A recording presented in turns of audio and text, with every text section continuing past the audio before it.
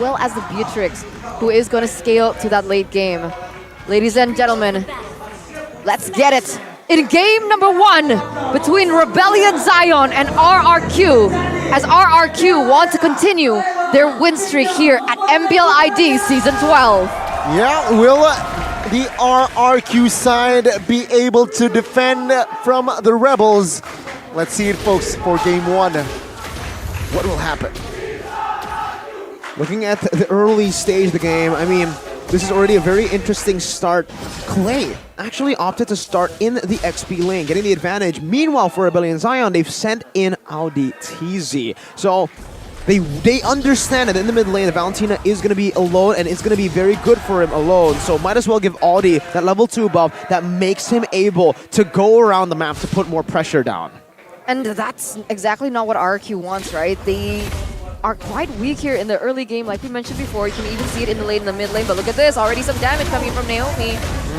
Audi TZ now receiving damage, has Flicker, not anymore. Still surviving here, no first blood in first minute. All right. I want to give props to the Sicilian, though. Clay understands that he is a very weak laner, so we actually went for Life Drain. The emblem that gives you HP when you clear minions. Understanding that he needs the sustain, he needs the mana as well. This is definitely going to be a good choice for Clay as the game goes towards the later stage. Actually, no, as the game stays in the early stage. Honestly, that's the only way to go with the Sicilian these days, right? It's too weak. It's too weak in the early game without the mana regen. So the way that he went for Impure Rage, Common Emblem, plus, what is it called? Life Drain? That allows him to sustain through, but it still is kind of lacking. So we can expect that the Sicilian is not going to be as, I would say, focused in these team fights. Moreover, just on getting those stacks, and you can see even in his rotations. But meanwhile, Naomi With the rage, finding Till. Take a look at this. Final execution, first 6 Till with the clutch retry. And now, will they force again? It seems like both teams saying, no, we will not fight more.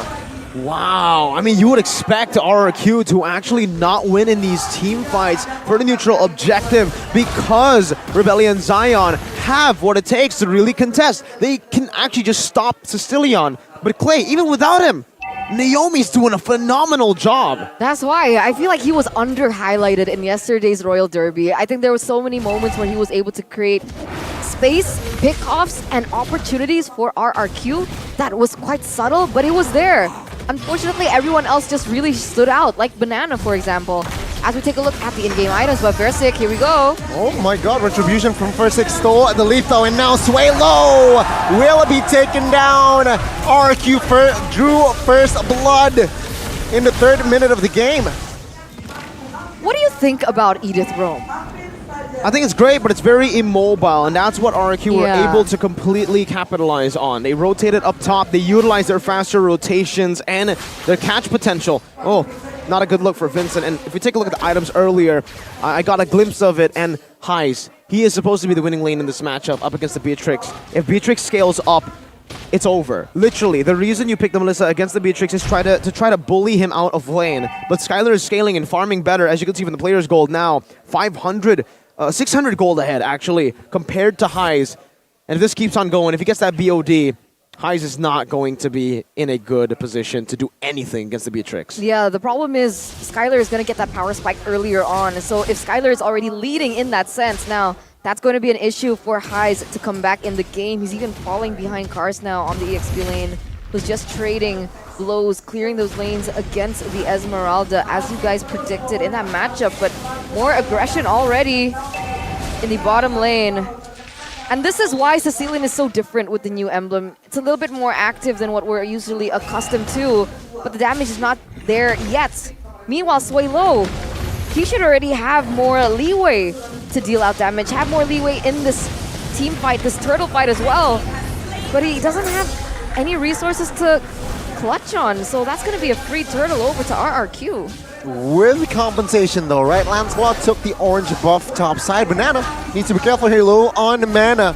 Cars, oh my god. The stacks, the full stacks, Uranus there. The damage is there.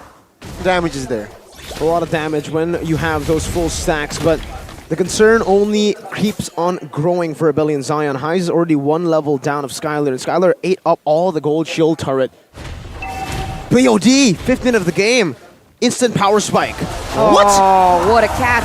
Oh, Sway Low caught off guard there. Cars now forced to use the flicker to escape.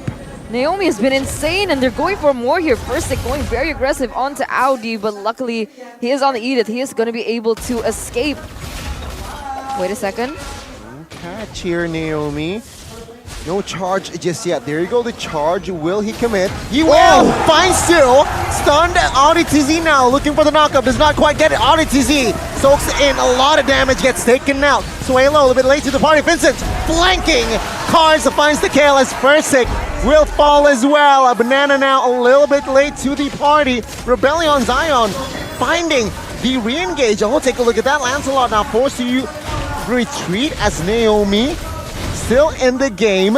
Rebellion Zion make it take the turret. 1-for-2 trade though for Rebellion Zion. Rebellion, they're also going to have a little bit of damage onto that bottom side turret, but look at this audience prediction. I'm not surprised. Kingdom fans out there, they are hugely supportive and passionate for their team. But back into that, right? That's the thing. Clay is going to be the answer towards taking out Highs. But Clay on the Sicilian is very vulnerable to the damage coming in from Vincent. So it's kind of like a scissors, paper, rock, shoe battle of who goes in where first. It's also kind of a game of cat and mouse, right? You have to just keep on running while chasing as well. And for RRQ, neutral objectives have just become so easy. The first one was the one that's really hard for them, but they made it work without a mid laner. Now with a mid laner, yeah, easy neutral objectives for RRQ. Rebellion Zion needs to, right now at this point, bank on Highs. They need to bank on Highs and Cars to carry this game. Sway Low will only be the facilitator up until he gets those items. Highs has been scaling quite well. Despite losing in this matchup, he is already at that corrosion site. And DHS, there you go. Good timing on the DHS. 7 minute of the game. If he gets the 10-minute golden staff, this should be all good for Rebellion Zion. They can now play with them. Hopefully, right? Because last time they met in MPL ID Season 11, if I'm not mistaken there, by the fun fact by Grab, it was Rebellion Zion being able to win a 2-0 against RRQ. So let's see if they can replicate that same success as Vincent goes in very aggressive here, trying to clear the lane. Versick cannot find an opening. Very interesting movements already here. RRQ still being very, very aggressive and trying to get a pick off onto Highs. Naomi with the jump on towards Audi only though. Will they commit to this? Very, very awkward. Naomi very low in the backside, so way low. Finds in prime position to take one member down. Does not quite connect though. Versick in the front side. Banana with a falling star moon. Highs managed to juke it out. Cars now forced to retreat. No casualty in that fight, but the turret bot side will fall. Not bad at all, man, for RRQ. It looked a bit forced, but they were able to pace it down. Right as Rebellion Zion had a very good defense. Audi TZ was the only one standing there, but here Rebellion Zion, oh, Vincent stayed a bit too long up top. Luckily, he is a Lancelot, has a lot of mobility, gets out pretty quickly.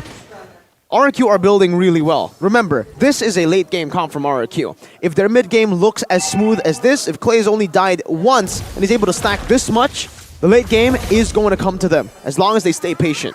I wonder what his items are right now. All right, so Clay already with the Clock of Destiny. Meanwhile, in the bottom lane, whoa. Oh, 2v2, Falling Starman connects. Force Highs to use the go away. Take a look at Versick, man. Oh, the damage isn't quite there yet for Highs. Take a look at him as Clay is there as Banana finds the kill. Audi Tizzy may be the next in the chopping block. Nope, RRQ says, I will not commit. And Versick jumps on towards Sway Low. Skylar gets the mid turret, and again, a value trade for RRQ. Banana here still harassing Vincent, forcing him to use the Phantom Execution. That was perfect zoning by RRQ, honestly, allowing Clay, of all people, to get 2-1-2 already in the first 9 minutes of the game. He already has that Lightning Truncheon as well, so expect him to scale even more and expect him to have way more damage. You can already see that damage being put through, but look at this in the back line. Man, Banana! Oh, good flicker. Cars, though, this is much damage.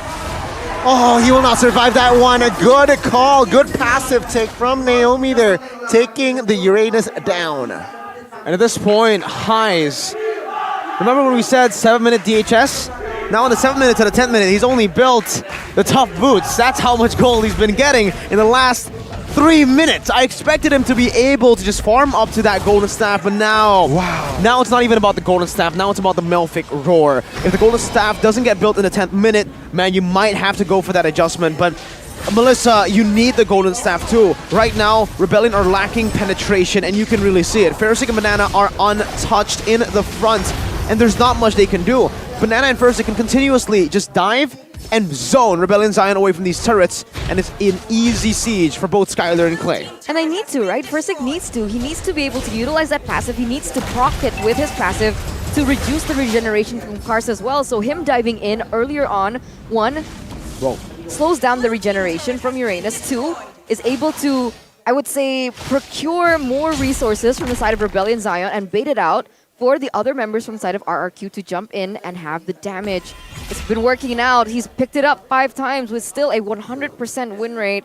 If this is another one, that's 6 for 6. Rather low kill count here, right? 11 minutes in game, 2 to 5. 5,000 gold lead though, Rebellion. They need to funnel the gold or more gold towards Melissa. Yeah. I think at this point, we have to take a look at the utility items as well. Oh, Naomi. Oh my god, finding one. Let's take a look at the damage there already. Half HP by the Roamer, for the Roamer. Oh, Vincent looking for the jukes. First it crashes on towards one member. Oh, no casualty just yet. RTZ manages barely to survive there. It's a good zone by RRQ. A minute on the Lord. What is he saying? He's counting down the timers, but I think he missed out on the emoji part. And he sent out a kissy face. Okay, it's all good, man. We know you cool with it, Banana. You don't need to rizz up the audience like that. Sheesh. And we're feeling it. I'm pretty sure Reptar feels it a lot. He loves Banana.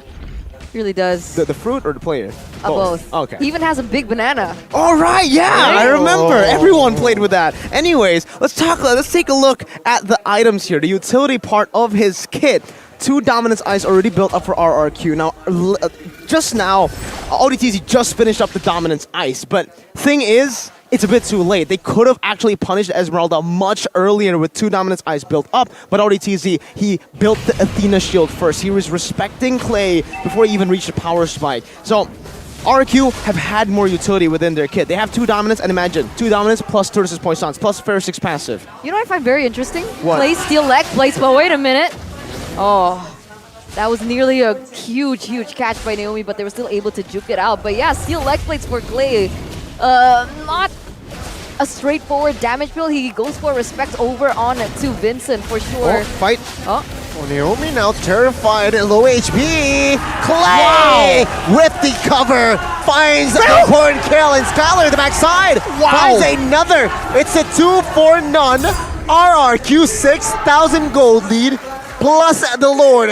Things are not looking good here for the Rebels. I don't see a way that Rebellion Zion can come out for this. Honestly, right now, 7,300 gold lead, and they're going for more. They have the high ground in Skylar as well as Clay. What is there to do? No, nothing here. Not looking good here. Port side of Rebellion. Base turret mid will fall. Next, perhaps the top side, but no, even so, RRQ will not commit to another push. What do you think, Eterna? Because I'm thinking right now that Clay is an issue. He is a big problem.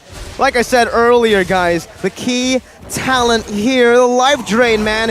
When you, all right. When you get a kill or assist on a minion, then you get 3% HP and 1.5% mana. Say goodbye to all the problems, issues that Clay should have on a Sicilian early game, because with that, Stain's all good and you can spam those abilities.